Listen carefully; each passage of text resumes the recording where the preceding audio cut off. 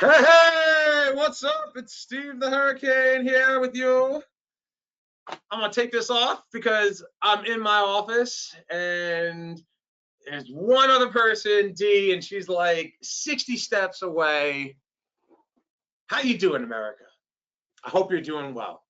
I'm excited to be doing this webinar with you. I took some extra time before getting public with creating some new content for you because I wanted to have a strong understanding as to what we were dealing with first and foremost, and what kind of results could people have with things in the new world, with the way things are. And you see here I am, I got my mask on. Yes, I'm a New York Giants fan. Yes, you can pity me right now. We suck so bad.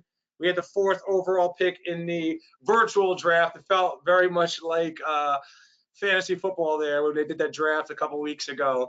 But man, this is crazy, right? This is crazy right now with what's happening.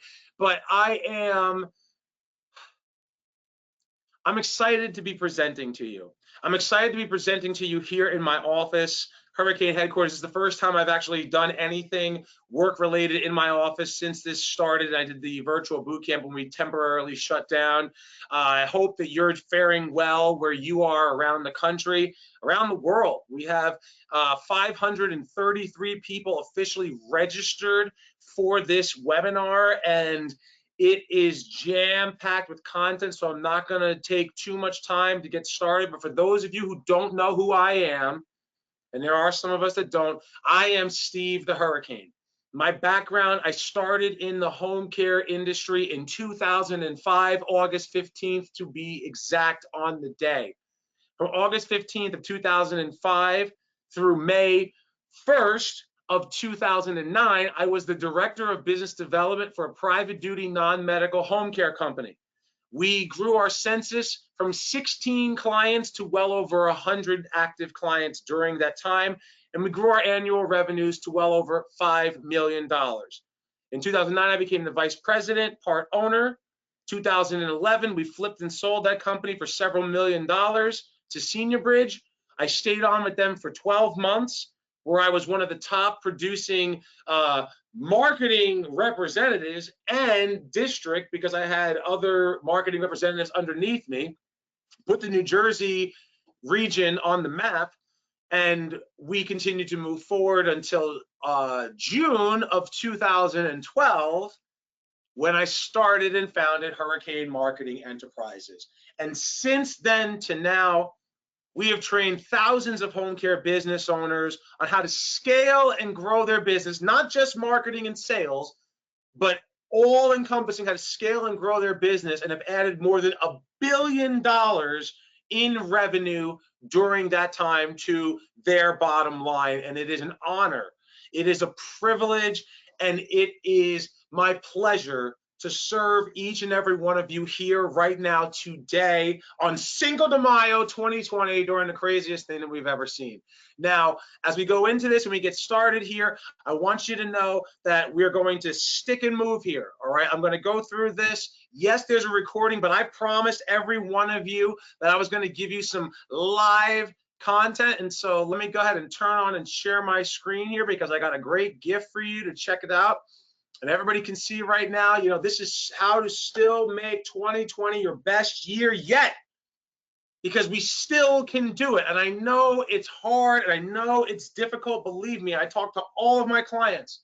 We made some significant changes these last 6-8 weeks, how we do business, and they're thriving. And that's why I wanted to do this, because I have tried and true. My clients are battle tested, and now we're going to bring this to you. And so, you see the government, right? Whether you like the government, you hate the government, whatever, it doesn't matter. It's not being political here. One thing I will tell you, though, is I love our country. I love the United States of America. Yes, we are flawed.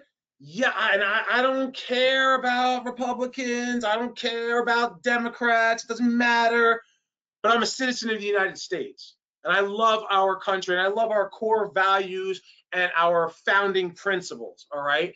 And so right now, Everyone is in need. The PPP loans went through. The EIDL loans went through. The stimulus has gone through. Some governors are still shut down. Some governors are reopening or whatever. Whatever you're facing immediately, there's support. And so I want to do my part for you.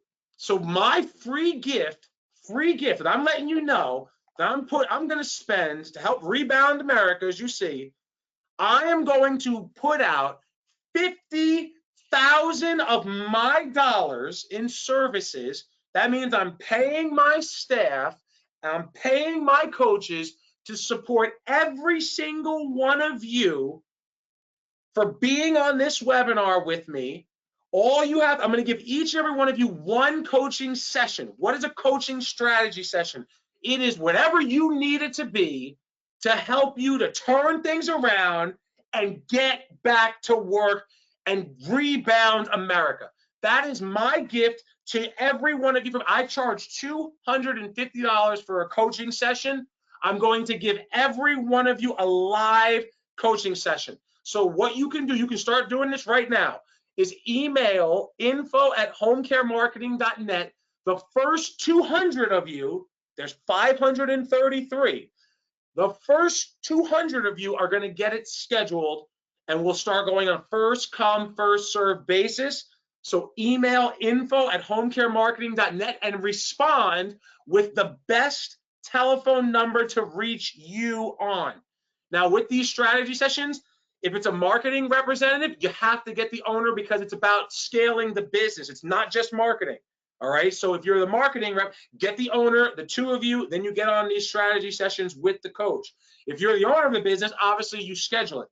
But email us with the best phone number to reach you. We will contact you and schedule it first come, first serve basis. We're going to do 200 to the first 200 people that do that as our thank you to you, because I'm serious about helping us to rebound America. So what am I going to be going through in this hour? I'm going to give you some overview and some insights from what I've learned from Home Care Pulse and the Home Care Pulse survey that came out on COVID-19 and how it's affecting home care businesses. And then I'm going to blend it with the insights that I've gathered from my clients who we have helped them to find a way to continue to grow their business even in this pandemic.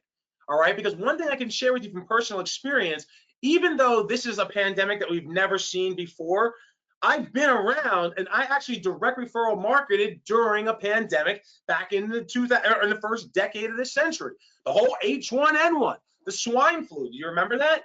All of the referral sources were locked down then. All of the meetings were canceled. All of the things that we traditionally do for marketing and scaling and growing our business halted.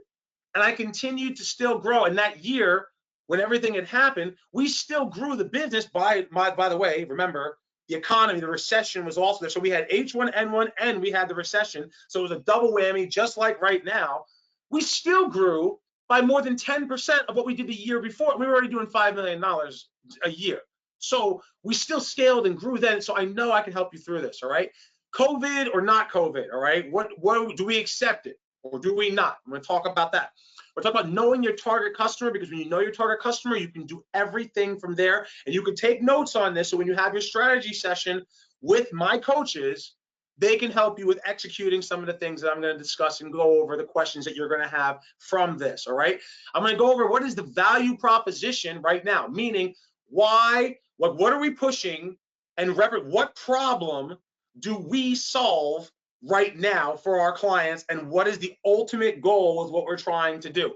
I'm going to talk about marketing versus not marketing, because there's 20% of our industry right now are not marketing, and I can guarantee that they're the ones that are going out of business. And I know many people who have gone out of business because they chose to stop marketing, which was a fatal mistake for their organization. We're going to talk about KPIs, key performance indicators. I'm going to wrap it up with convert to convert your clients, get revenue coming in, pay your staff, pay your caregivers, and continue to grow your business in spite of this COVID-19 and the forever changed reality and world that we have. All right. So that's what we're going to do. And again, just reminding for those of you who are joining in now, because now I see about 400 out of the 533 of you registered live with us. my gift to you. I'm investing $50,000 in you, home care industry. Make sure you email us your name and your best contact phone number, info@homecaremarketing.net, and we're going to give you a free coaching session to help you turn your business around and get it going back to where it needs to go. So let's start with the overview and the insights. Straight from the Home Care Pulse report that came out and the survey that they put out about 6 weeks ago, asking home care business owners what's going on in your business and how has the COVID-19 epidemic, or pandemic rather, affected your organization. And so talking about caregivers, straight across the board, the majority of business owners are saying that is either no change in the caregiver surplus, or I'm sorry, the caregiver availability, or the largest segment over here, about 30 to 35% of you said that there's a slight increase in availability of caregivers.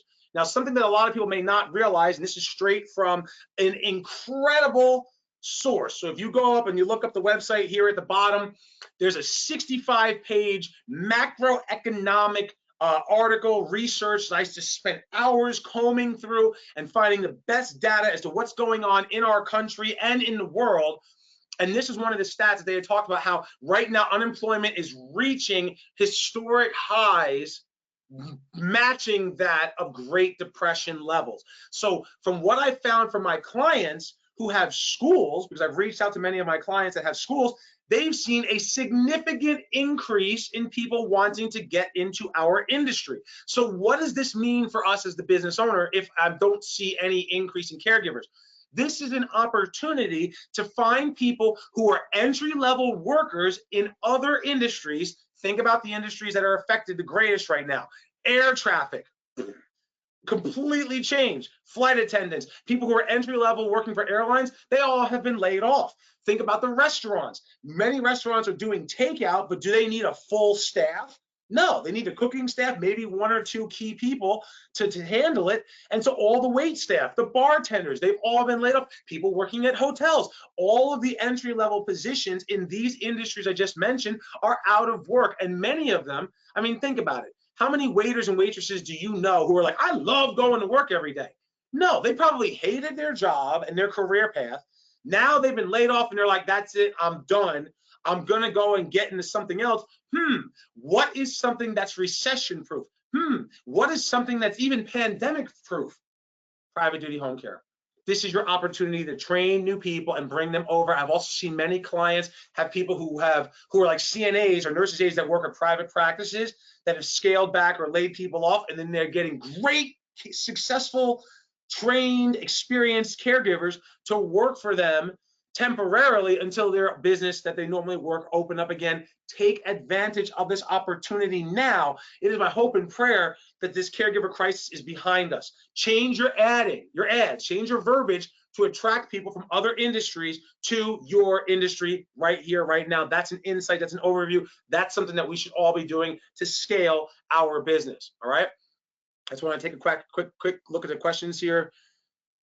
Everybody can see me and everybody can hear me, right? Oh, you guys, you're the man. Thank you, Steve. You guys are so welcome. I love you all so much. A lot of people are typing in comments directly to me, so I love you all very much, and that's why I do this. You know, I want to make sure that I'm helping you, make sure that we're here to do our part to get America back on her feet. All right, because again, I love my country. All right, now let's talk about the demand, because this is huge, all right? This, for 8 years, if you've followed me, if you've heard me talk about private duty home care, and I've talked about how we like to complain, right? It is the nature of people to complain. We like to complain, oh, you know, the hospitals don't take us seriously, and the nursing homes don't want to work with us, and blah, blah, blah, blah, blah, blah.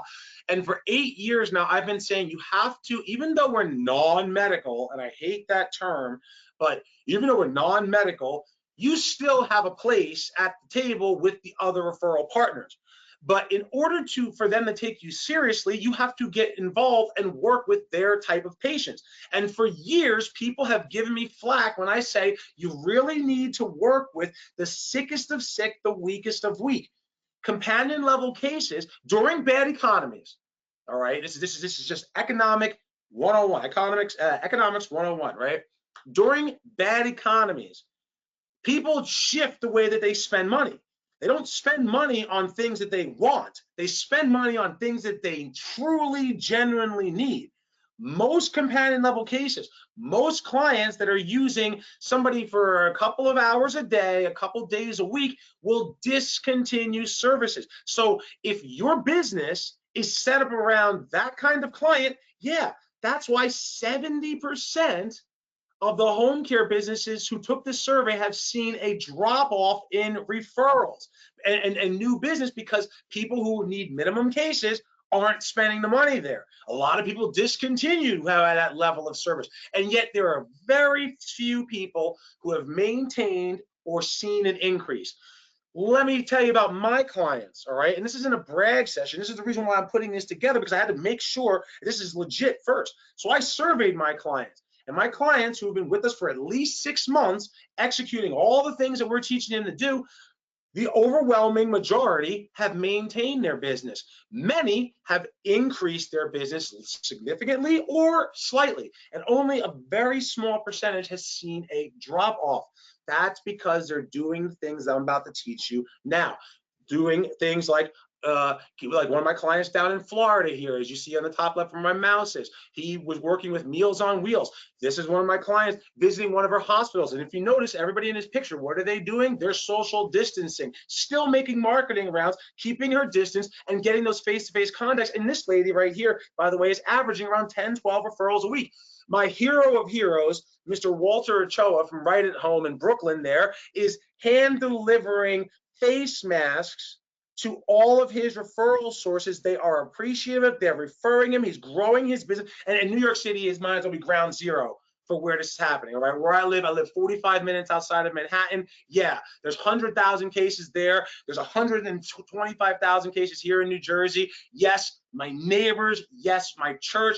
I know a lot of people affected by this. All right, so yeah, has it bothered me? Absolutely, but we continue to move forward. We continue to push forward because we have a job to do. One of my clients right here made the newspaper, getting his aunt to make face masks, and they're delivering it out there. These are all things that you can do, and I'm trying to inspire and motivate you to do the same thing and get involved and support the healthcare industry. So now the next thing I want to talk about is, do we accept COVID-19 patients or do we not accept COVID-19 patients? Because that's a decision that we have to make. And so you know what the right answer is? The right answer is whatever you are comfortable with. I have seen my clients, some have said, we decided we will not accept COVID-19 patients.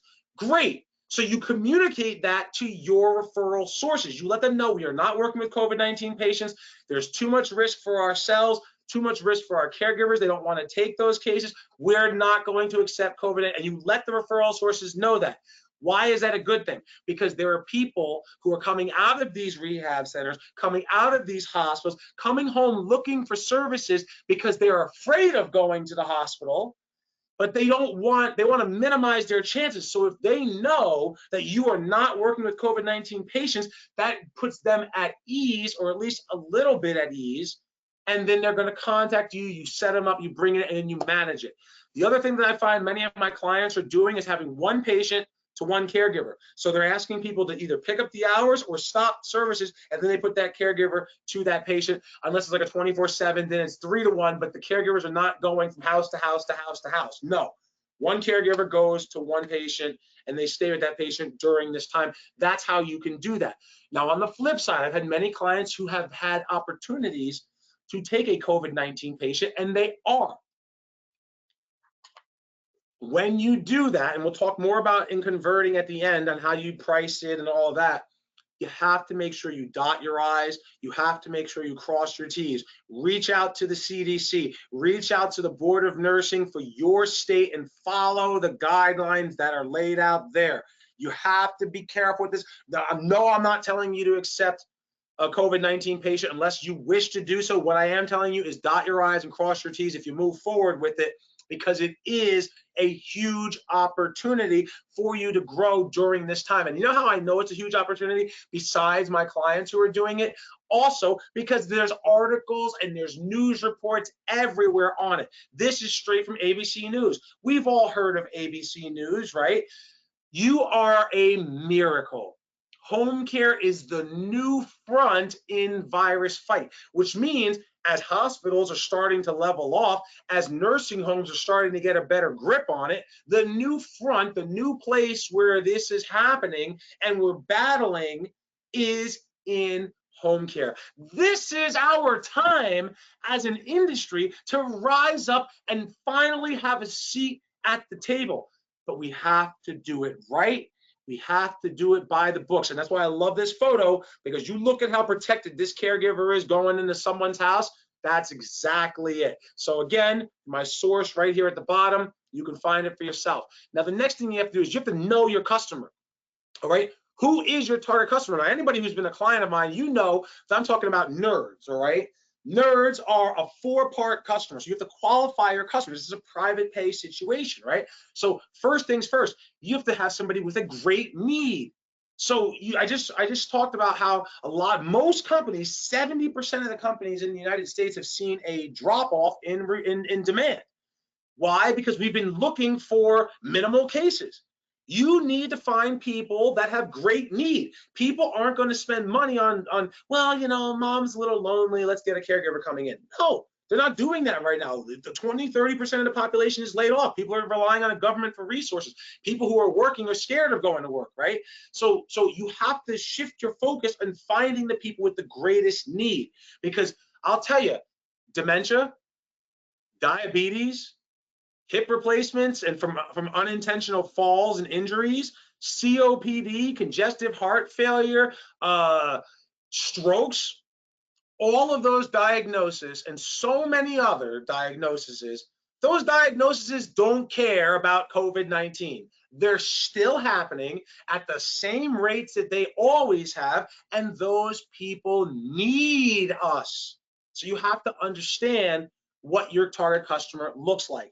The next thing is obviously somebody elderly. That's self-explanatory. Resources, somebody who is financially set up for their future. When I look at all of the potential people who could use services in a particular area, I'm looking at Medicare data.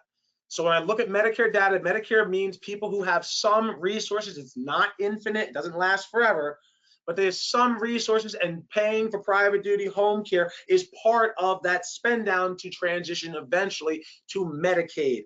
We can do that. All right. Then the last one is disabled and or dementia. If somebody's permanently disabled, that's like a definite client with a great need, because who's going to be able to take care of them, right? That's us. That's what we're looking for. That's how we do this. All right. So that's the next thing. Now the value proposition. I want you to write this down. All right. What are we offering? Like, why would somebody contact us for services? Why would referral sources send us patients? Do you know your value proposition?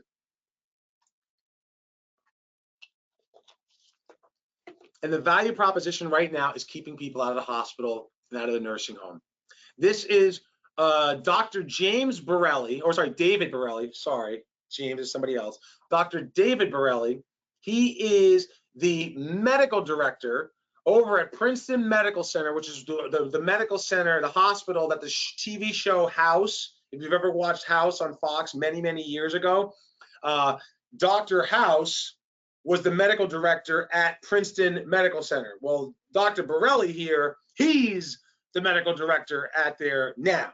And he wrote this long article that goes through COVID-19 patients, COVID-19 deaths, and what is happening in the nursing home. And this is actually a really good article when I read through the whole thing. You can follow the site source at the bottom here.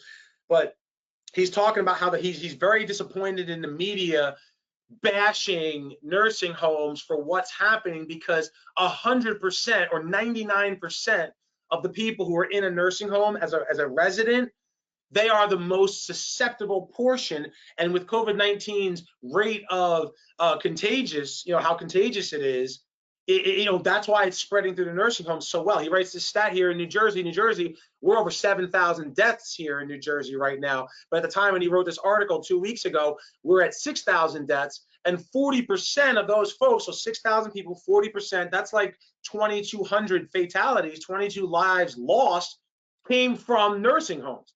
And he goes on in here to say that New Jersey is going to lose 30% of the elderly who live there. So What is the value proposition of private duty home care? It's keeping people home.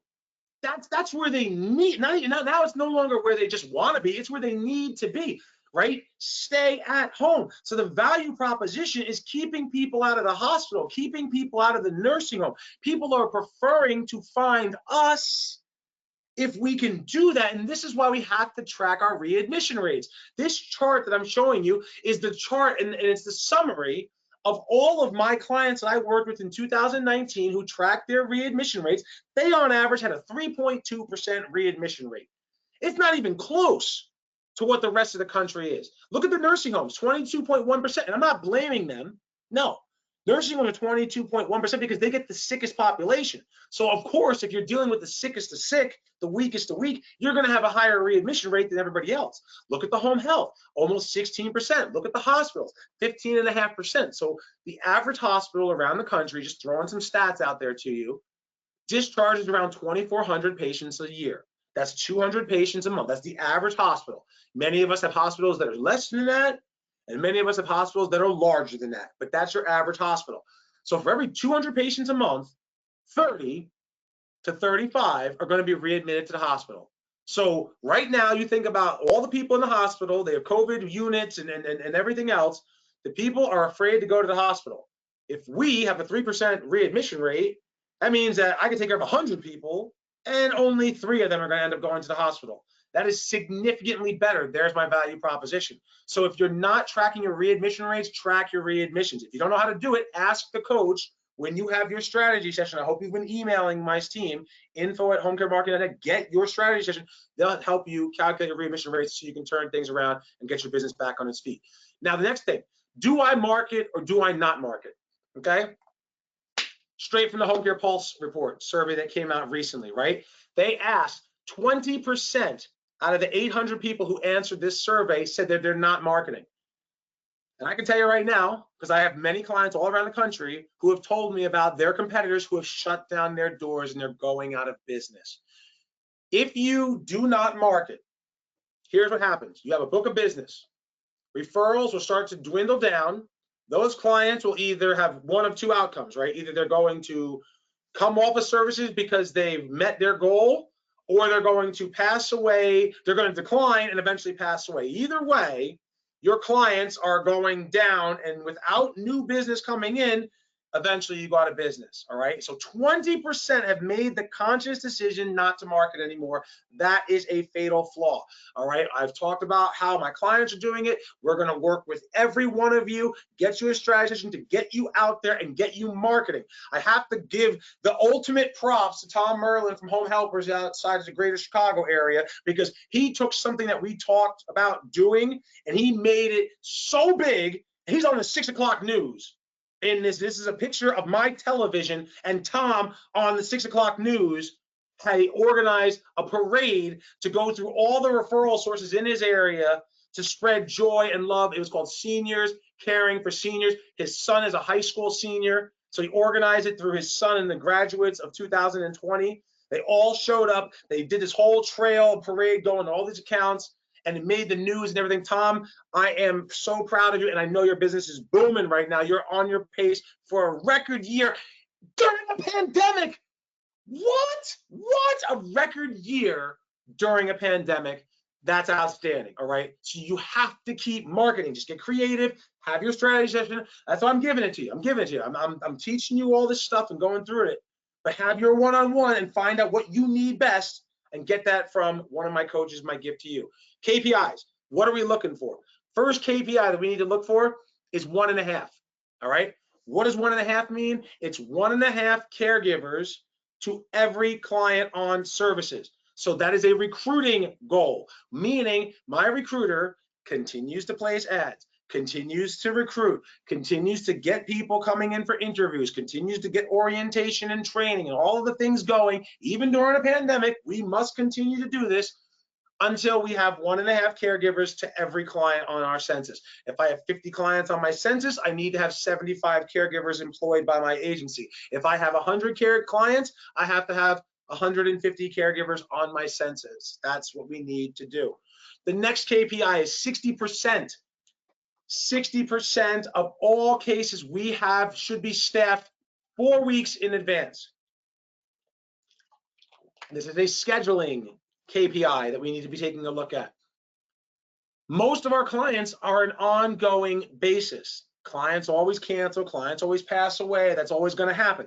But if 60% of your clients are staffed out 4 weeks or greater in advance as a goal from scheduling, it makes it easier to handle those last minute changes because you're not inundated where every week or every other week you have to do all the staffing and all the scheduling. That slows your operation down. So that's why this is a KPI that we need to be aware of. The next KPI that we need to keep track of is our margin. And we need to be operating at a 50% margin right now, because I'll get to the net margin next, but 50% of whatever we pay goes to the caregiver. The other 50% goes for everything else running the business. If our margins are below that, and this is where I know a lot of people are gun shy about raising their rates or charging what you're supposed to charge, you have to do it. This is why a lot of companies have closed down their doors, because when you're operating at a loss, you're operating at a very small margin. I think about a lot of my Medicaid clients that I've worked with who are trying to build the private pay. You know, Medicaid, if the government is late paying you, you don't have money coming in. And your margins are so small in most states that you need to have the private pay. So a 50% margin is a healthy enough margin to weather the storms that come up. You can weather overtime if you need to pay. You can handle the things that are happening because there's resources in your business. That is the metric that you're looking for from a revenue standpoint. Net return on investment as the owner, before my salary as the owner of my company, my business should be 18 to 20% of whatever we charge, whatever revenue is coming in, should go to me as the owner left over. This is what allows me to eventually hire more staff. This is what allows me to possibly move into a bigger office space if I need it, or buy an office building, or expand and have a second location, or whatever it is you need to do. If I'm operating at that 18 to 20% net return on investment, I have the resources to do what I need to do to continue to scale and grow my business. So that is very important to understand, and that's before your salary. You know, so I know for my company, Hurricane Marketing Enterprises, I put myself partly on the books and part off. My net return on investment is around 10 to 12% because my salary is 8 to 10% of what comes in. That's the way I compensate myself like this. My profits are what's left over, and that's either passes through to me or I can reinvest or whatever, but that's a healthy place to be. How did I weather this storm? I weathered the storm by having good margins and having money in the bank, right? So I'm not telling you, oh, just do this, don't do as I say. No, I'm telling you, this is how I did it, and we're okay. We're still profitable on the year, if you can believe it. It sounds crazy, but it's true, because when you operate correctly, you can weather crazy economic conditions like we're going through right now. Then the next one full-time employee for every $250,000 my business generates, myself included. So if I have a home care business that's generating $1 million a year, that, including me, is myself and 3 other full-time employees. If I have 5 employees and we're doing $1 million, we are probably deficit spending. We have too much staff to the amount of revenue. We better bring that revenue up, otherwise there might be layoffs. So make sure that you understand that number. These are just numbers that I have all of my clients focus on, and that's part of how they're weathering this storm right now and getting back on their feet. You can do the same exact thing. Next, this metric right here, this one right here, this line, see how it's got star, star, star, explain something, star, star, star. This is probably the most important single KPI of them all. It is the billable hours per week per patient. Billable hours per week per patient. Industry average is around 15 to 20 hours per week per patient. That is low. That's where I've been talking about, not that when people, if you look at your census, what are my hours per week? I'm at 1,000 hours. And what is my census? I'm at 100 clients census. That means 1,000 hours divided by 100, that's 10 hours per week per client, right? That is not good, all right? I mean, it takes a lot of people to manage 100 patients, very little return on investment, and the business is not a healthy business. If I was an investor looking to buy your business, I would not want to buy that business because it's not secure. It's not healthy, right? When the clients are closer to 30 hours, 40 hours per week per client, that is a healthy business. So I could have 100 clients at 40 hours per week per client. That's 4,000 hours a week. So just do the math. 100 clients, 1,000 hours, that's 1,000 hours a week. But it takes a massive staff to manage 100 patients. Or 100 patients with a 40-hour per week average, that's 4,000 hours, that's 4 times the revenue. The business is profitable and it's operating the way that it should. You should track your hours per week per client every single week, and you gotta focus on getting them closer to the 30 hours per week per client number. That means that you have a nice variety of minimal cases and heavy duty cases to make it a profitable organization to withstand the test of time. Remember I mentioned the nerds before, the target customer. So when you know that target customer and you're building your business around it, that sets you up for long-term success. And put money aside, right? Because these are people with great need. You're keeping them out of the hospital. What's the value proposition I talked about before? You're fulfilling that. And if it wasn't for you, that person would probably end up in the hospital, and who knows what could happen to them. So you're doing the right thing. So I don't want you to think this is just about money, because it's not. The money is part of keeping the business going, but you're fulfilling a need that exists. Find those people with the need and love on them and keep them home. All right, so I want you to understand that. And this is where I talk about the 20-hour minimum. I've been saying 20-hour minimum for 8 years. We did it in 2007, I want to say, long before we sold CareChoice. Best decision we ever made. And we became known as the medically complex home care company. There's a reason why all the nursing homes and the hospitals and the hospices and the private home health companies and the assisted living communities and the CCRCs in my area referred me business. Because we created, and this is a term I want you all to write down, all right? I say this all the time to my clients. My clients know this stuff like the back of their hand, right? We are creating, and you need to create, and this is what you could ask the coach to help you with, you need to create an interdisciplinary team approach to providing care. That, in one sentence, is what you're trying to do if you want to make this your best year yet still. Like, you still have 7 months of the year to do that. So if you want to do that, then you have to make sure that you understand that we are creating an interdisciplinary team approach to providing care. We're working with this nursing homes, sending people back home and keeping them there. We're working with our hospitals, bringing them home and keeping them. We're working with our home health counterparts and bringing them there. And if there's anybody home health, hospice, or nursing home, assisted living on here, because there's a lot of people there. So if you're from another part of the industry, find the private duty provider that's doing what I'm saying and partner up with them to create this interdisciplinary team approach, because you know you can't do it by yourself. They can't do it by themselves. And that's what the essence of everything I teach on the concept called Power Partners is all about. It is an interdisciplinary team approach to providing care, an interdisciplinary team approach to keeping people home safe and out of the hospital. That's what our mission is. That's our value proposition. That's how we grow, okay? The last part of this, and then I'll start taking your questions, and you can ask your questions here. There's a lot of questions, so I'm glad to see these questions here. So I will ask the question, I'll answer your questions at the end here, and I'll also remind you of the free gift. I'm giving you a free gift.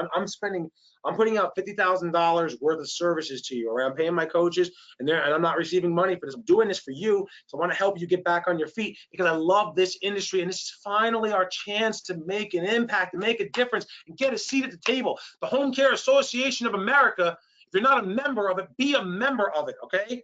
You know, Vicky, you're welcome. I threw that out there for you, all right? But it's the truth. They lobby with the government to help us, but we have to come through and deliver. Now is our time to shine, right? Rising tides lift all boats, except for the ones with a hole in it. So I'm plugging up the hole in those boats so that you can get lifted with the rising tides. We have to convert, we have to convert, we have to convert. And I want you to see this picture right here. This is my laptop in my home office, all right? A couple weeks ago, I was part of I belong to many mastermind groups as a professional speaker. There is a speaking syndicate, right? Get the gigs and the underground. It really does exist. It's not an official underground, but speakers, they get on the circuit and they understand whatever. So I know some really top professional speakers and top industry leaders in other industries outside of healthcare. I, on this call, was the healthcare representative with these other leaders and top sales folks from like financial world, from stocks and investments, from technology driven, from this gentleman right here, Adam, is a good friend of mine, love him. He's actually in the entertainment industry. And so we had some prerequisites where we had to read through all of this macroeconomics and what's happening in our society. And then we got together and each one of us took the 3 biggest takeaways and we shared it. And several of the things that every single one of us from every single industry had in common came down to understanding and managing cash flow during a down economy, okay? And so during a down economy, going back to that value proposition, people don't spend as much money on what they want, but they still continue to spend money on what they need. And so as a result of this, how do we take advantage of that situation? We take advantage of it by giving more service offerings and putting more into our clients. We need to maintain our existing book of business, and we have to deliver more than what we're used to delivering to our new customers to get them to come on board with us, all right? That's sales. So what am I saying? I'm not telling you to lower your rates. This is not the time to lower your rates. But what I am telling you is we have to do better than what we've been doing to get the same dollar, all right? And then we have to understand that. So the first thing that we have to do when it comes to converting is give more value for the same money. This is where a lot of our clients who I've taught them how to do what's called care coordination, which is a level of management that helps you to retain your caregivers and helps you to retain your clients. A lot of my clients were learning how to do that. Now they're executing and they're delivering it, which is increasing their client longevity, improving their outcomes, solidifying this interdisciplinary team approach that I've been talking about, and many of them are billing for it. So they're offering a higher level of service than they've done before. As a result, they're signing on more patients than they were able to before. You can do the same exact thing, all right? The next thing is learn as much as you can from your existing clients. So back again to the care coordination and that level of care that you're providing beyond just sending the caregiver into the house, but the level of management for that caregiver / oversight for the client. Take vivid notes. Pay attention to what your clients are using your services for. Like, what are we using the services for? We're using your services to prevent the hospitalization. Well, how can we improve? Have weekly updates from your clients, from your caregivers, and how we can continue to improve. Look at your outcomes and your stats. Your approval rating, is your approval rating 98% or better? If it's 95%, you can improve upon that. If it's 98%, it's tough too, but you can still improve upon that. How can you make it better? Learn from it, and you have to adapt and you have to execute relatively quickly. This is an ever-changing society right now, all right? I will also say, for those of you that have cash flow issues, if you're waiting for your PPP loans and you haven't gotten them yet, or you're not eligible, or you haven't received anything and you're worried about closing down your doors, and you can't do that because if you close down your doors, those caregivers are out of work, your staff is out of work, and those clients have nobody to help them. They got to find another company. So we can't let that happen. You can always reach out to clients, and then this is the only time I say give a discount. If you know somebody's been with you for a long time, ask them, you know what, if you'd be willing to prepay a month, I can give you a 5% break on that month. So you're giving me the money every week anyway, but if you prepay the month, you know, 168-hour-a-week client that you're billing out $3,500 a week, a month at one time is like $15,000. So if you're willing to pay that $15,000 up front for the month, I'll do it for $14,000. Now you got $14,000 coming in. It's a little bit of a relief to help you through your current situation. And you know what? It's not a loan that you have to pay back, right? So how do you convert? That's a way to generate money right now that you can do to help grow your business and keep it going and get these home care businesses back on their feet and rebound America, all right? Consider charging more for COVID cases, all right, to cover the PPE cost. Many of my clients, and I didn't tell them to do this, I'm sharing this information with you because this is what they're doing and this is how they're doing it, and it works, all right? I'm only sharing what works with you. So I have clients who are charging a premium for COVID-19. Well, how does that money go into place?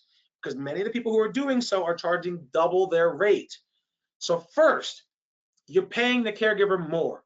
Why? Because he or she is the one at risk.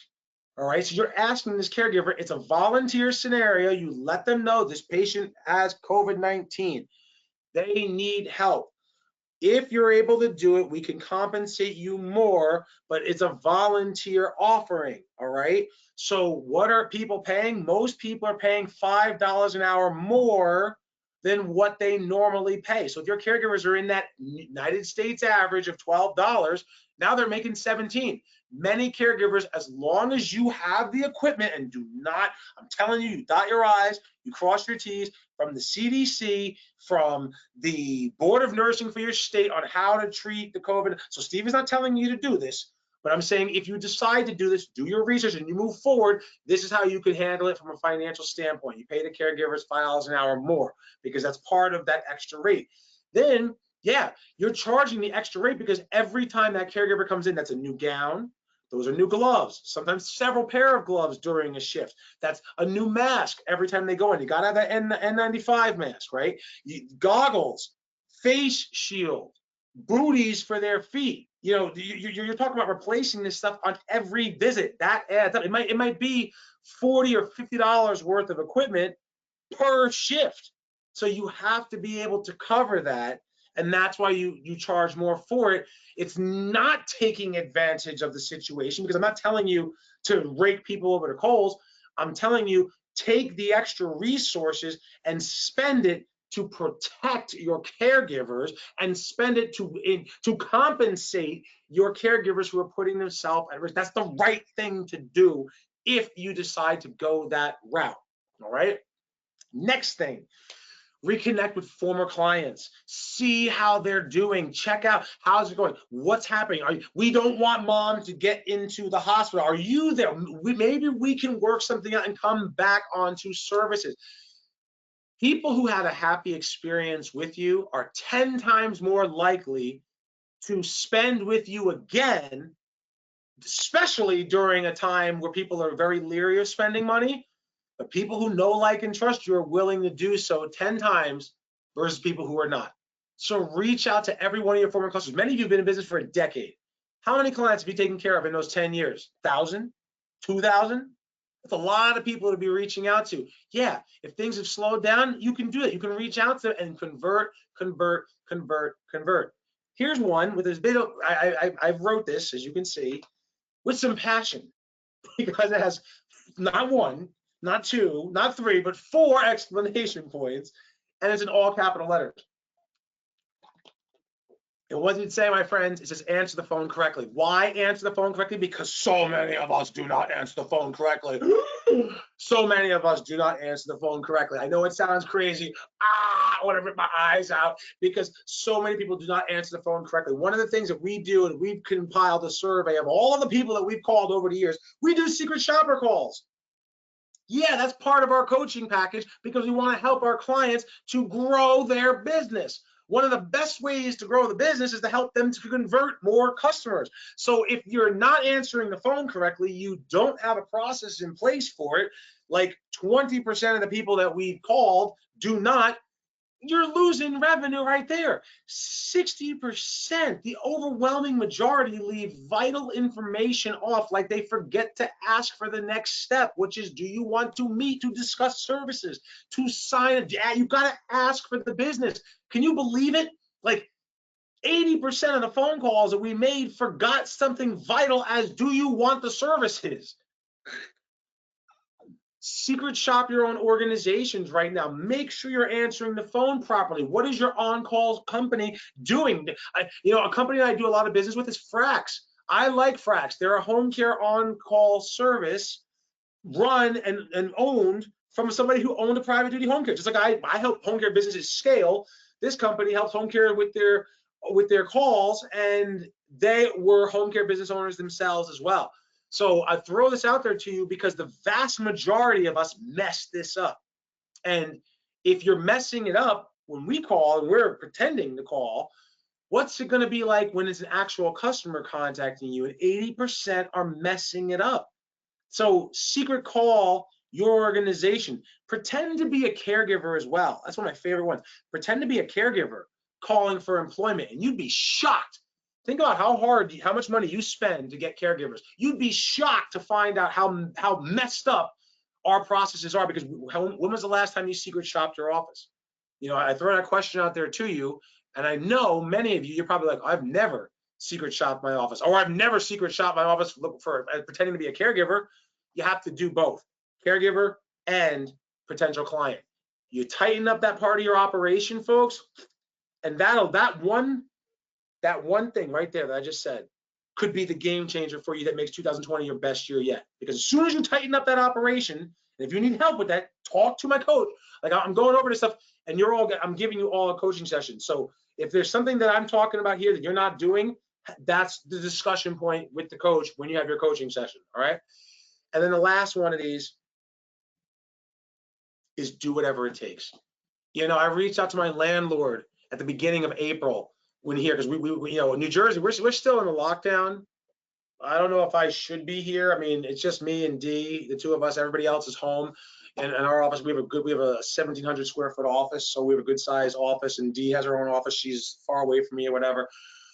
But when everything shut down back at the middle of March, and we all went home and we started working from home, and I came in to get my checkbook at the beginning of April, I reached out to my landlord and said, the check is coming, it's in the mail. It's going to be late because I haven't been in the office in a couple of weeks, but we're still coming. And he responded to that email, and he said to me, he goes, Steve, you're one of the few business owners that I know that I'm not worried about.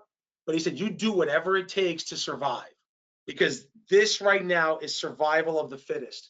And it really, truly is. I forget who the economist was who said this, but I heard this so many years ago. And it was, good economies support businesses that probably shouldn't be in business. Why? Because there's an abundance of money, there's an abundance of spending, and so people who aren't the fittest can still thrive and grow in a good economy because there's plenty of business to be gained. The bad economies, though, separate the good business owners from the bad. And the good business owners are the ones that find a way, that get up every single day. You don't think I've had tears fall down my eyes during this? I have cried. Oh yeah, I have cried during this pandemic. I have worried about losing everything. I've prayed to God more than I have prayed in my entire life, and I'm a minister. I pray all day, every day. I pray for every single one of you on this call right now. I pray for my clients every single day. I pray. One of my clients has COVID-19. I have to call him in a little bit. He's going to make it. He's going to be fine. I know it. I'm confident in it. But don't think that I have been unaffected by this, all right? I've broken down, and I know you have too. When I sit in my house, and I can't go outside. And here in New Jersey, people are getting arrested for congregating, right? Because it's like martial law here, all right? So it's crazy. But I find a way. I do whatever it takes to continue to grow my company because I support you. And what do? You take care of our patients. You take care of our seniors. You keep them home and out of the hospital. And I know, I've spoken to so many, but I know you've all cried too. I know you felt it. You have to, right? because it is scary. But what is courage? Courage isn't doing the right thing without fear, right? It's not doing the right thing when it's easy to do it. No, courage is doing the right thing and overcoming in the face of adversity. I might have tears streaming down my eyes, but I'm moving forward. I got this sign I can see right there in my office. I missed that sign and I love it. I'll post it later on social media. And it's a picture of a samurai with his hat on and his head down, but he's holding onto his sword. One of my former clients, Larry Fulton in California. If you're on here, Larry, I love you. I got this sign. You and I don't agree on everything, but I love you, brother. And I'll agree to disagree on a lot of things, but I thank you for that sign. And it says, I don't know how I'm going to win. I just know that I'm not going to lose. And that's what you got to do. You got to find a way. You have to do what you have to take advantage of every scenario, every situation, every opportunity given to you. You have to take advantage of it. And so in closing, and then I'm going to answer your questions here. I'm getting all passionate and emotional. I hope you can feel it. All right. So many of you were like, I'm so glad you're doing this webinar because I just need to hear it. I had like 100 of the 533 people who signed up. 100 of you have reached out to me and said, I just need to hear your voice because you're positive and you're motivating, and that's it. This is why I'm spending $50,000 to help serve you. Every one of you right now being live on this webinar with me has a free coaching session to go over whatever you want. Anything I covered here in greater detail, help you write a marketing plan, a business plan, solve whatever challenge your biggest challenge are. When you do these calls, I'm going to tell you how to do these calls, right? You need to email us, info@homecaremarketing.net. Do it right now. Do it live. Put your name, your title, and the best number to reach you at. If you are a marketing rep, because a lot of people are marketing, about a third of the people who registered are marketing reps.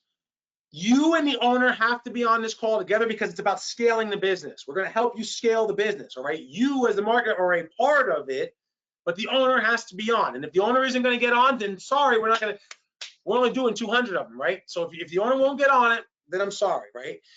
If you have a call set up, you be on that call at the top of the hour. So if the call is set up for, say, tomorrow at 12 noon, you be on that call at 12 noon. We're going to have a share screen link. So you're going to get a call back.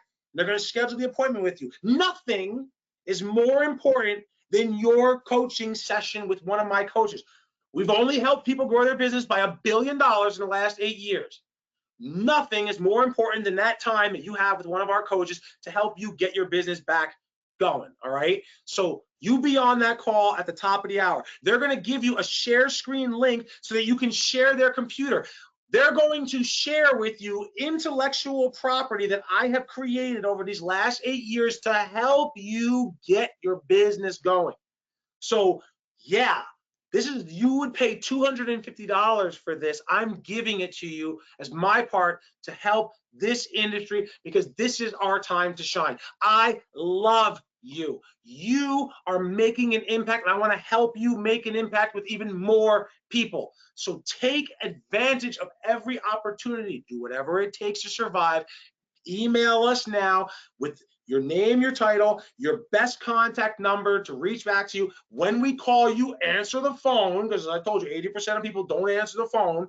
Make sure that whoever answers the phone, if it's not you, is aware that we're calling you back, and schedule it and be on that call, be on the computer to share the screen and get whatever you need to help you get back on your feet. That is my gift to you to help America get back on her feet and rebound, because we're going to do this. I'm telling you, I talked to so many other business owners and so many, you saw that picture of me with all these other leaders from other industries. America's itching. We're going to rebound, all right? However long it takes, we like it when the odds are against us, right? That's a rebellious nation, right? We are a rebellious people. It can't be done. The economy is bad, blah, blah, blah, blah, blah. Whatever you hear, prove it. Now is our time, and I'm putting my money where my mouth is to help you. Take advantage, take action, email us, all right? Look at that, 4:59, didn't practice this, first run through.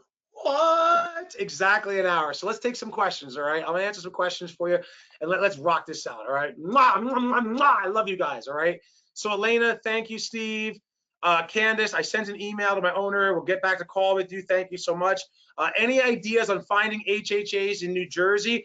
Janet, best thing I would do, start looking outside of the healthcare industry, start finding people who are from other industries that are entry level and cross promoting and cross training them. If you have a school, get the registration going. Remember, a couple of weeks ago, people got a stimulus check, right? A lot of caregivers got stimulus checks.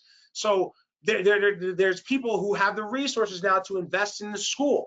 I told a lot of my clients, partner up with the schools, share in the cost of getting the ad to fill their registration, and then maybe lead part of the class and get first pass at all of these new students. So that's one idea that we can do to get more caregivers, all right? Christina in California is asking, in the Bay Area, yeah, you see that? So she's confirming what I said. So in the Bay Area, you know, San Francisco area we're talking about, there are home care companies charging $40 to $60 per hour for COVID patients. That's what I said, right?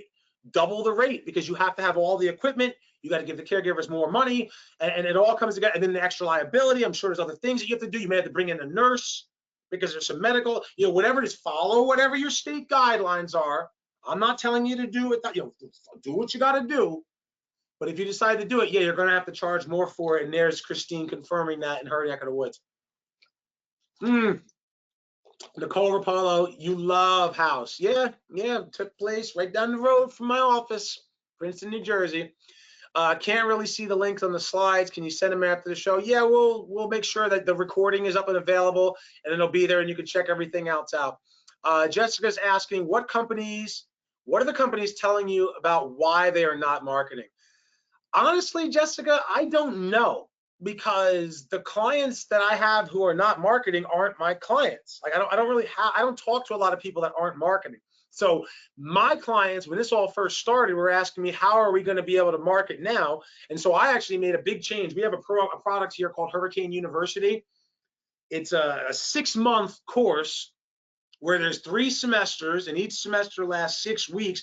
And I train people how to go out and scale their business. Part of it is operations, part of it is recruiting, part of it is direct referral marketing. And so out of the 18 classes in the 3 semesters of that, I decided to put together, and I created a COVID-19 edition where I taught them how to do everything that's in the program in today's marketing society. And they're all out there marketing, and that's why they're growing and maintaining, because they're doing, you know, I want you all to write this down. Those of you who are still with me, there's still like 350 of us with me, which is awesome. So I love you guys on this.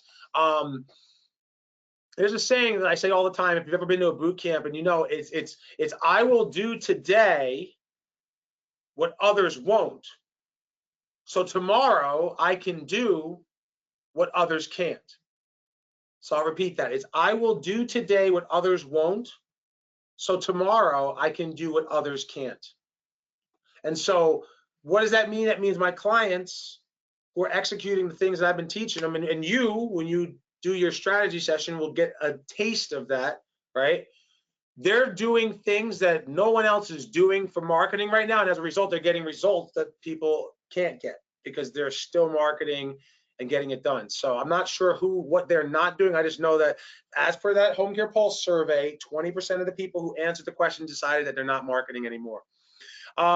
Sharon says, I've been sending emails and making calls to referral sources. Sharon, that is the tip of the iceberg, all right? So when you think about, you know, what I just said, I will do today what others won't, so tomorrow I can do what others can't.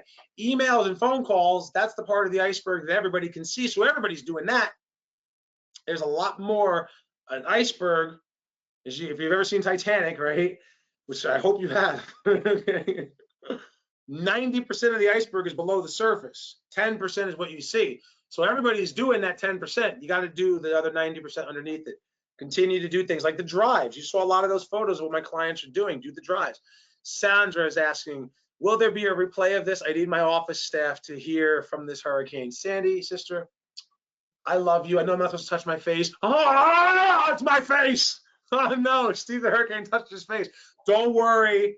I have hand sanitizer everywhere. Okay, so I'm gonna hand sanitize myself. If I touch me, okay, I'm protected now. I'm ready to go to the bathroom. Yes, right. I love you guys so much. I love you. I really do. This is fun. I hope that if nothing else, you've got some energy. But Sandy, you know I love you, sister. Tell Aaron, tell everybody I said hello. All right. Tell Christy. Hope she's out there kicking butt and running that business and things are happening, getting done. But yes, there will be a replay. We'll post it up tomorrow and it'll be available out to everybody. All right. Ashley is asking, do you use your marketing person as recruiting or separate positions? Very good question, Ashley.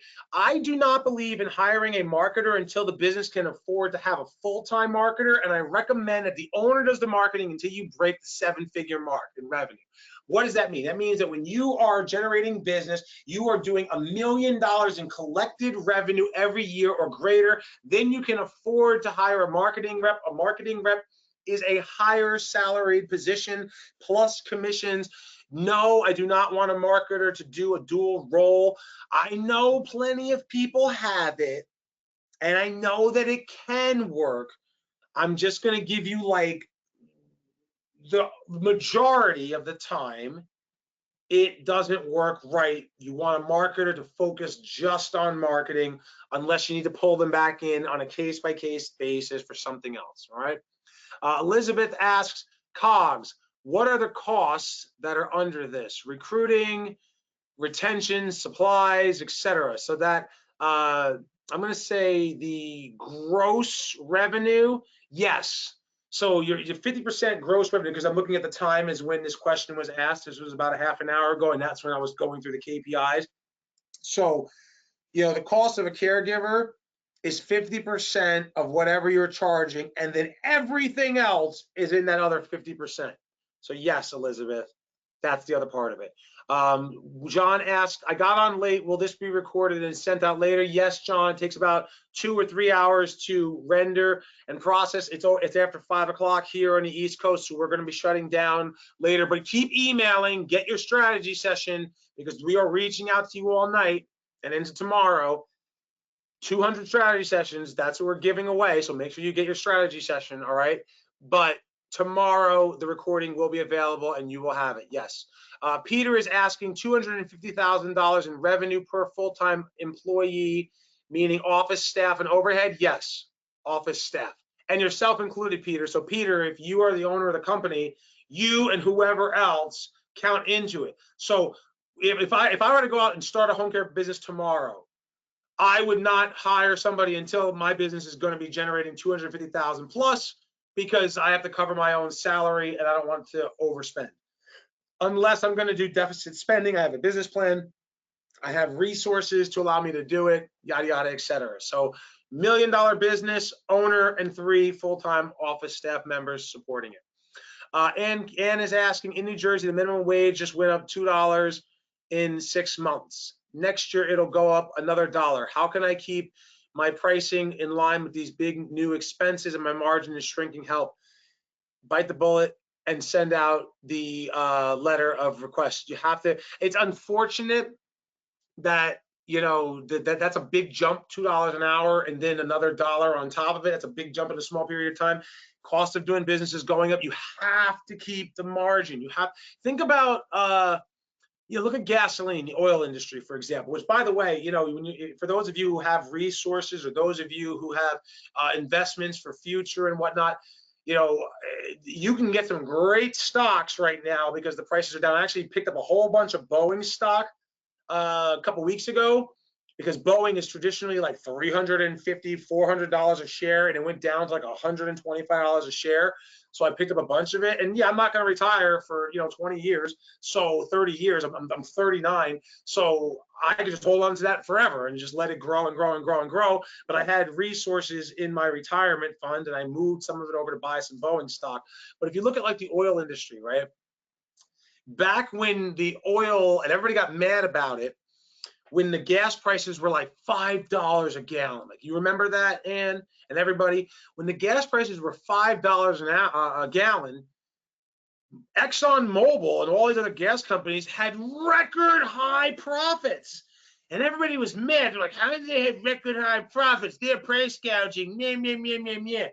No, it wasn't that they were price gouging. It's that their business model was set up for, say, 10% margin. But 10% of $5 is 50 cents per gallon versus now where it's like 10% of $2, which is 20 cents a gallon.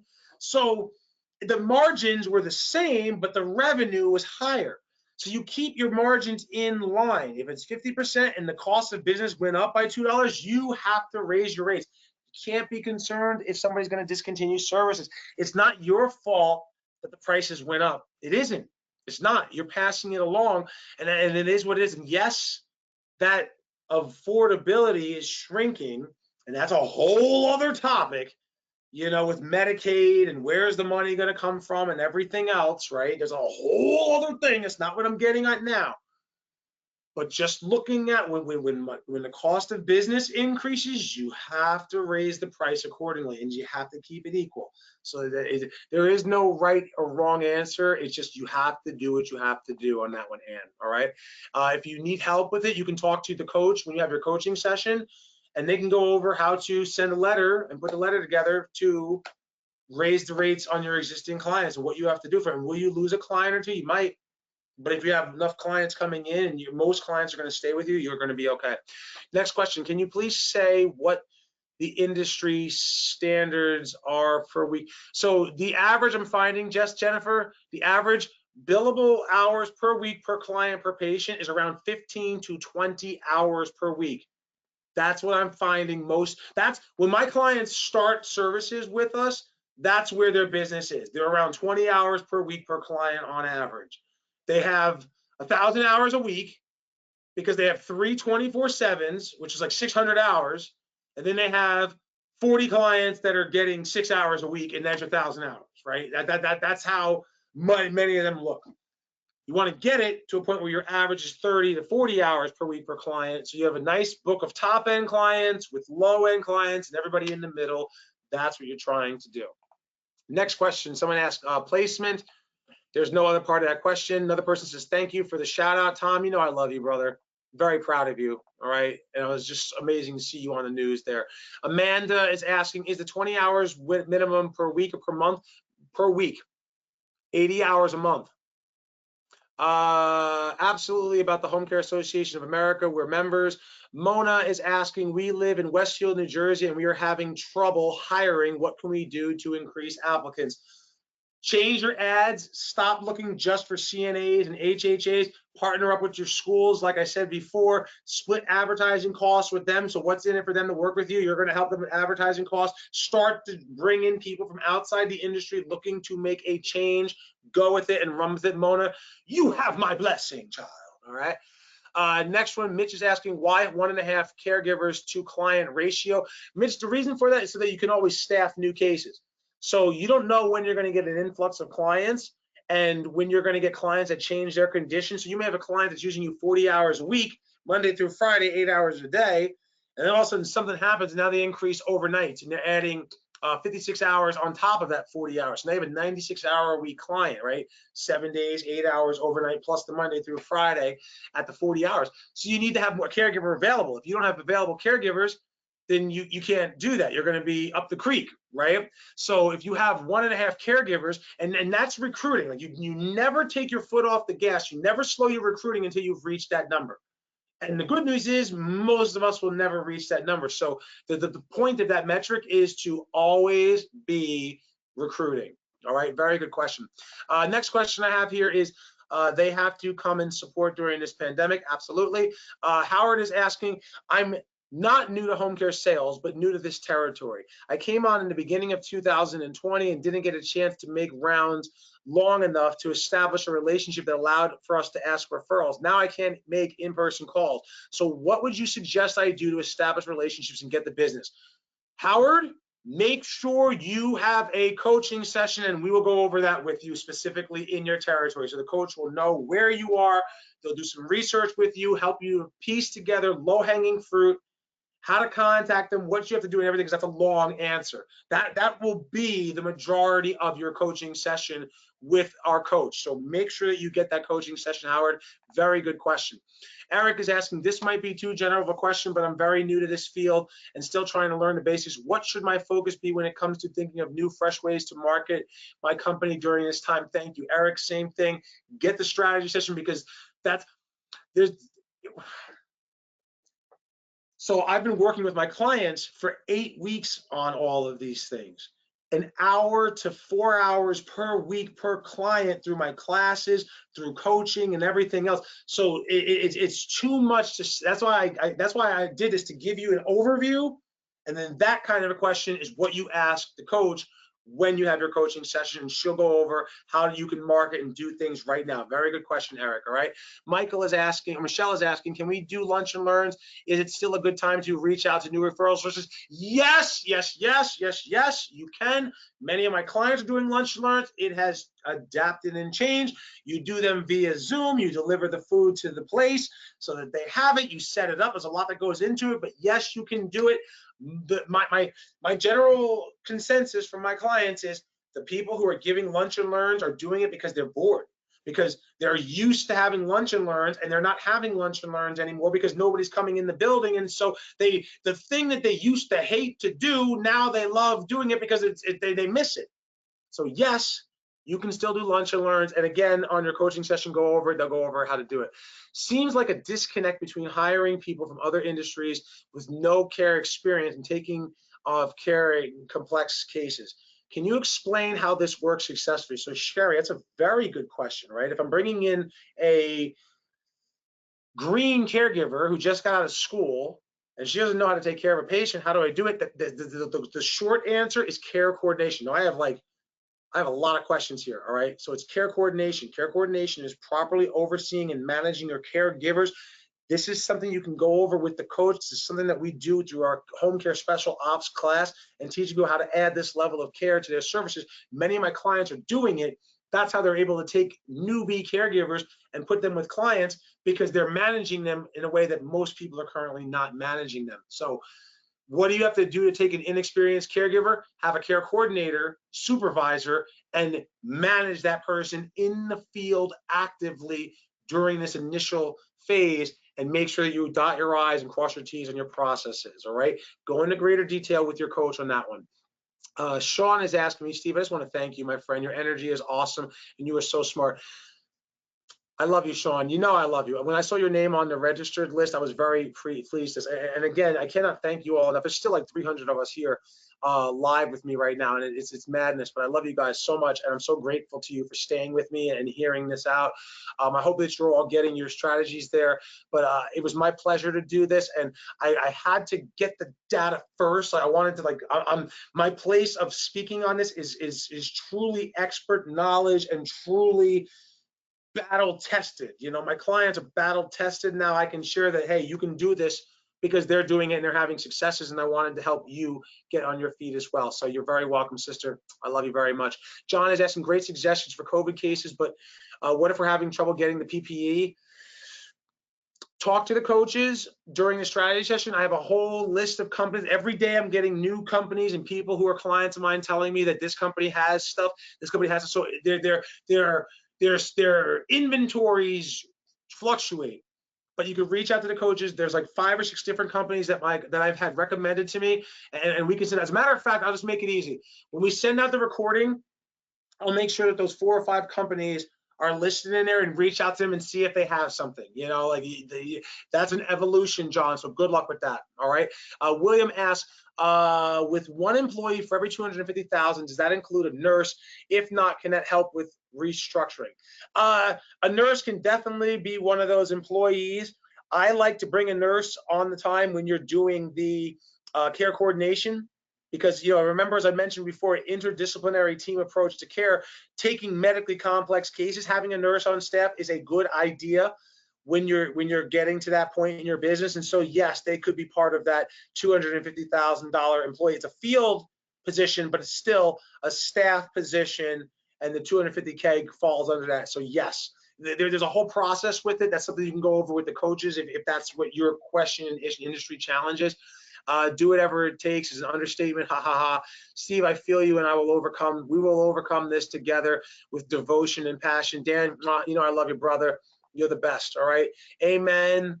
From Nicole, absolutely. From Nicole. Sean, love, hugs, and prayers to you and the family. Yes, Sean, right back at you. Steve, you made our day. Michelle, I love you. God bless you, sister. Celeste, Steve, thanks for being who you are. I really needed your words of encouragement. You know I love you, sister. God bless you. Drew, God bless you too, brother. I love you, my friend. Another person, Sean, you have inspired and energized me once again. You're so welcome. Celeste, great to see you today. I adore you. I adore you too, sister. Terry is asking here, Maria. Oh, there you go. So I think something's wrong there with that. All right. Hey, Steve, if we're already a hurricane coach, is this different? If you're already a hurricane client, you have your coaching session. And you should be in those classes with me, Josh. So make sure that you're in those classes. All right. If you're not, there's new classes starting in 2 weeks. So just reach out to us. We'll get you in those classes. If you're already one of our coaching clients, you have access to all this information. But again, the questions that I'm asking, you should be a part of all of these things, and everything that, like, you see these questions people have, you should know this stuff already. All right. If you don't, let us know. We're here. All right. Next person won't be available until after 5:30 today. So if you're calling, it's fine. Just put it in the email. We'll reach out to you. We'll get you there. But it is first come, first serve. Can somebody repeat? James is asking, can you repeat the quote on your door? Oh, so James, it says, I don't know how I'm going to win. I just know I'm not going to lose. That's the quote that's on the wall in my office right here. I don't know how I'm going to win. I just know I'm not going to lose. All right.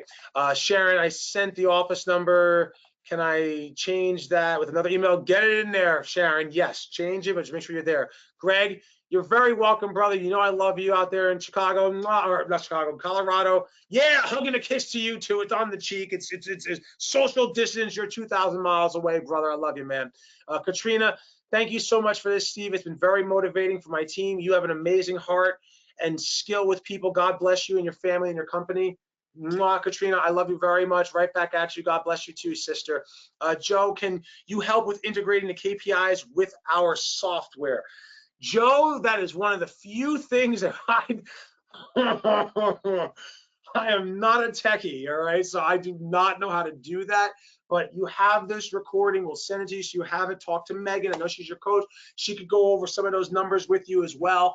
And then reach out to your software provider and say, hey, I need to find out these numbers. How can I do that? That's the short answer there, but I'm not an expert on software. That's like the few things I know, right? I don't know that answer, so I'm sorry. Mark is asking, thank you so much, Steve. Great to hear you again. I love you, brother. Edward is asking, how to corner market with nursing homes and hospitals during these times? Have that with your strategy session, Edward. All right, go ask your coaches that, because that's a long topic, and this was not a topic on how to do all of it. It was to give you an overview of how to get back on your feet, and that's why I put everything the way I did together, and that's why I gave you a strategy session. So use the strategy session for that. Okay. Candace, how do you get into these facilities during lockdowns? Candace, same thing. Use that strategy session for, because there's a lot of things that go into it. So use that time with the coach to go over that with you. Charlie is asking, what is the best response to, say, when someone in the family who resists in-home care for their loved one during COVID needs their time? Tough question. You cannot make somebody have care. It is truly their will. And what I would give to a family member is tough love. You got to let the client do what they're going to do. I had a lady once who was found in her house, passed out. She had a stroke, hit her head on the counter, completely unconscious. House caught on fire because she was cooking in the kitchen. The house was burning. And they literally saved her life from burning to death in a fire. I'm sitting there with the patient and the niece and the nephew and the social worker and the executive director trying to get this lady to get the care. And she's like, I don't need it. I don't need it. I don't need it. The lady couldn't even get out of bed. Had all the money in the world, but swore up and down she didn't need it. And I said, you can't make somebody do anything. So if somebody's refusing care, it is what it is. What happens if somebody's going home, refusing the care? They may get discharged as an AMA, which is against medical advice, and they may get a bill. Medicare may decide not to cover the charges, and then they're going to get a bill for it.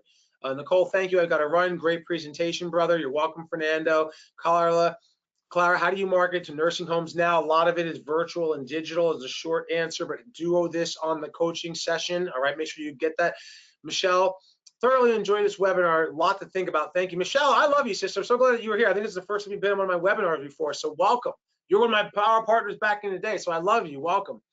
Celeste, again, we've created condition recovery specialist care. See that? So here's somebody, client of mine, right? $60 per hour. Minimum shift is 8 hours. Minimum hours per week is 32 hours. And that's how, and they provide the PPE and everything for the caregiver and the client. That's how they take care of it. Celeste, you hit the nail on the head, sister. That's what you got to do.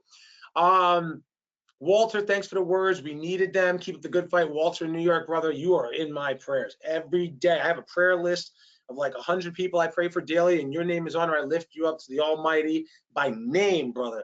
He is protecting you during this time in New York City, all right? Patrick, how does all this fit in skilled home care? Ask the coach on the question, because this does fit into skills. You still have to market. You still got to get out there. All of this stuff still applies. You still got to take COVID patients, and it's all about keeping people out of the hospital and everything else. Patrick, ask the coach on your strategy session. Yes, great question. Lewis, thank you for your enthusiasm.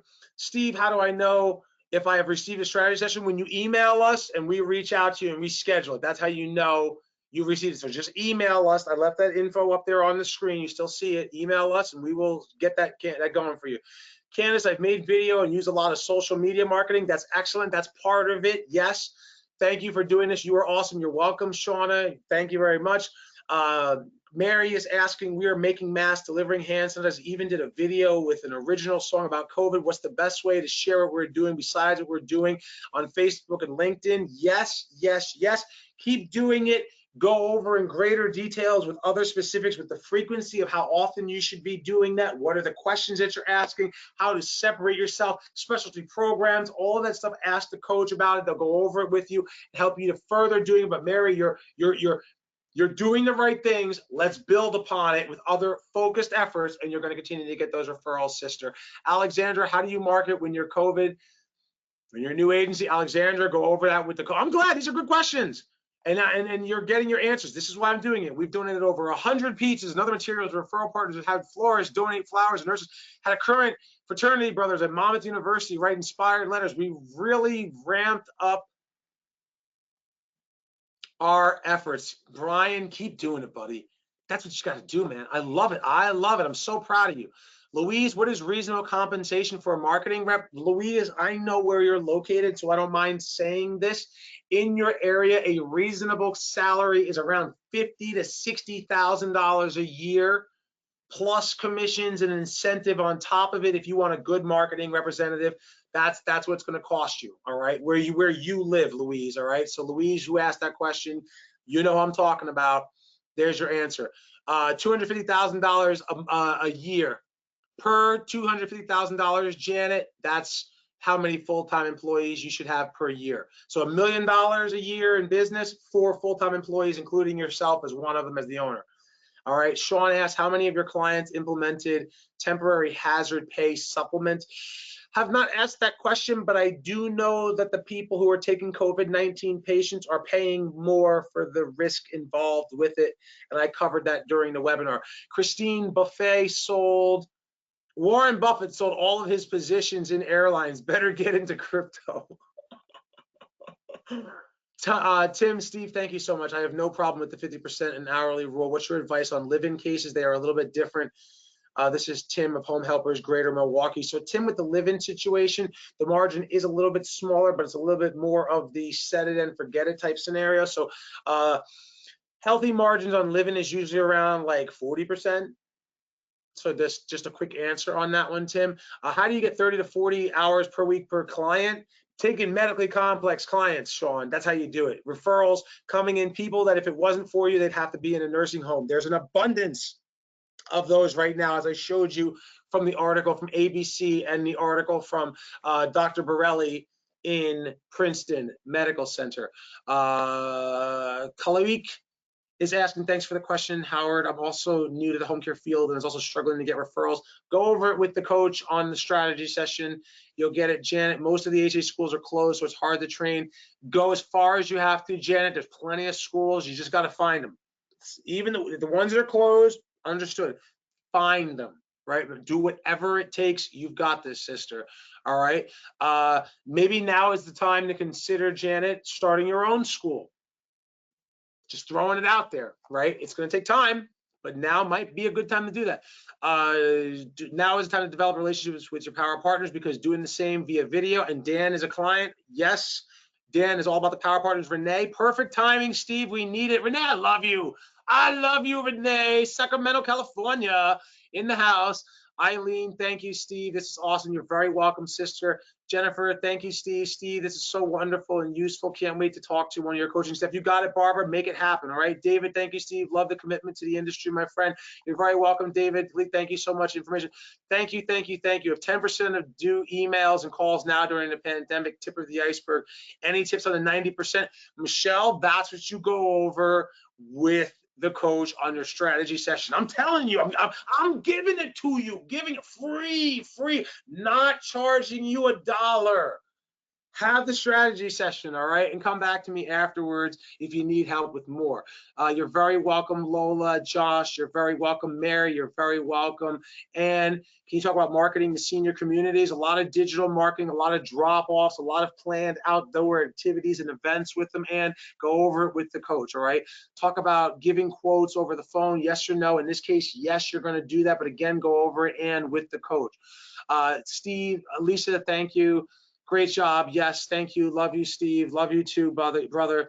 Thank you so much, Steve. Great info. We're doing lunch on the front line. Lisa, look at that. Look at that. Oh, love it, love it, love it, love it, love it, love it, love it, love it. All right. Take care. God bless America. Lisa, God bless you too. Sister Ruben, how do you get insurance companies that are paying for home care to pay for clients if you're private pay? Go through long-term care insurance. Believe it or not, about 6 million seniors have long-term care insurance, and it's a great payer source. Talk to the coach about more information on how to accept long-term care insurance. If you accept it directly, instead of billing the client directly, you will see an influx, significant influx in business. There are many franchise systems out there that are excellent at doing this. I know about 25 to 30% of my annual revenue, and I had my company came from long-term care insurance, direct billing, and that's how we did that. Louise, thanks. You're very welcome, sister. Sandra, you also get it by having a 20-hour minimum. That's right, Sandra, in Canton, Ohio. Love you, sister. I'm so excited. There will be a replay. You know the office. I love you guys. Mwah, I love you so much, Sandra. We got the bourbon in the house, right? Next time I see you, it's all about the bourbon, right? Last time we were in Fort Lauderdale, Sandy and I, and the other mastermind clients, we were in Fort Lauderdale, and we had, what was it, Angel bourbon, and it was delicious, and we had cigars, and it was so fun, and I missed that. Next time I see you, I'm gonna have my pathetic New York Giants mask like this, Sandy. Angel Envy, that's what it is. Angel Envy. I'm gonna have my mask on, Sandy. All right, we're gonna have our bourbon together. You can have your Cleveland Browns because both of our teams are so bad. We'll have our bourbon, and we'll have our cigars. I'll put a hole in it so that I can smoke the cigar. I love you, sister. I will see you again soon, I promise, all right? Yes, Suzanne, I cannot wait for the next boot camp. I might have to order hurricane masks. Like, I'm looking at pricing on it, and everybody at the boot camp will blow away the competition with masks, baby, all right? I'll see you then. Glenn, you're very welcome, brother. I love you, man. I give my best and lots to Catherine. We love Catherine, too. Woohoo, Sandra. Renee, great points today. Thank you so much for your energy and your responsiveness. Felt it through the computer screen. Sister, I love you. Give my best to Joe. I love him too. All right. Mwah, mwah. I love both of you. Go Brownies from Sandra again, and that's it. So I answered all your questions. I hope you've all, I know our emails are blowing up here. We're getting back to you. Oh, and yes, thank you very much, Kevin. Yes, it was our 11-year anniversary for my wife and I, May 1st last week. Thank you for the anniversary wishes. I love you, brother. Mwah, mwah, mwah. All right, cannot wait to come out there to the West Coast, to Seattle, Washington. indulge in some legal activities there in Washington State and have some sushi, brother, because man, oh man, every time I have hung out with you, Kevin, we have had the best time. All right. So I miss you.